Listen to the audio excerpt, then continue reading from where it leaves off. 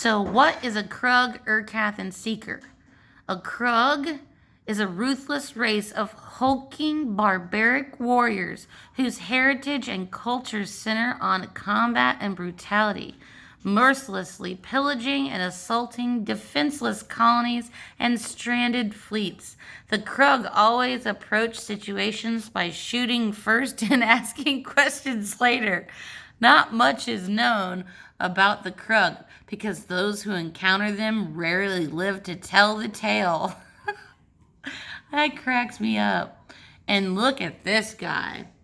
If that ain't Krugly, I don't know what is. That is an ugly Krug right there. In Urkath, these vile beings cannot be approached with any form of intelligent negotiation or reason. I know, I live with them. Okay? They must be confronted head on. I love you. They must be confronted head on and pushed back with brute force while lacking any apparent verbal communication abilities.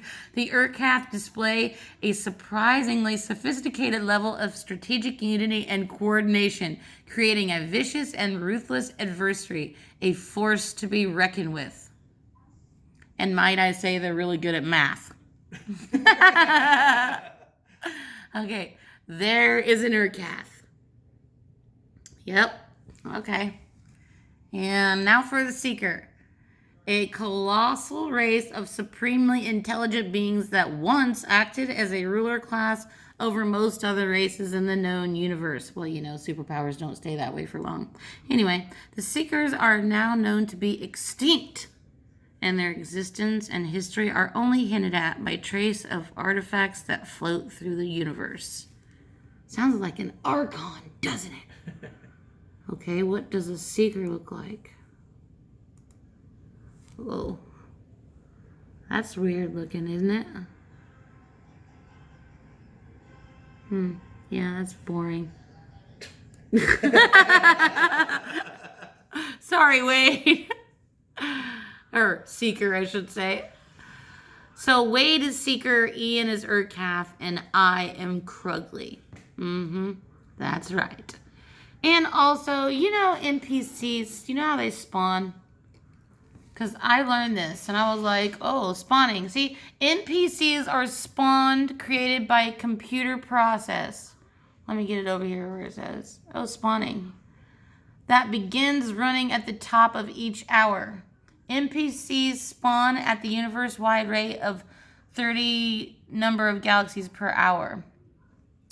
Okay, NPCs are allocated to galaxies based on the relative number of planets in each galaxy that have been colonized by active players. Players that are not inactive or suspended. However, no more than 500 NPCs may be active in any one galaxy. When an NPC spawns, it will randomly select a planet that has been colonized by an active player, and it will size itself after the colonizing player. If it selects one of your planets and you are in the 99th percentile of players, an NPC that displays on the galaxy page as being white to you would spawn in... I'm losing my track here where I'm at. Would spawn in that galaxy between 0 and 99. Yeah, that's where I'm at. Systems away from the selected planet. If you are in the 50th percentile, a white NPC would spawn in that galaxy between 0 and 50 systems from the selected planet. Red NPCs spawned off players larger than you, and green NPCs spawned off players smaller than you. So in other words, they're like, stay away from my NPC. That's mine. The game uses its NPC templates, the build ratio, and AWS information for the appropriate current day randomly selected player, plus some additional randomization to determine the composition of each new NPC. So that's why they all have, like, some have massive defense, huh? Despawning warnings. Okay, yeah. Anyway, yep. That's for actual NPCs. But now, we're alive. And we're back.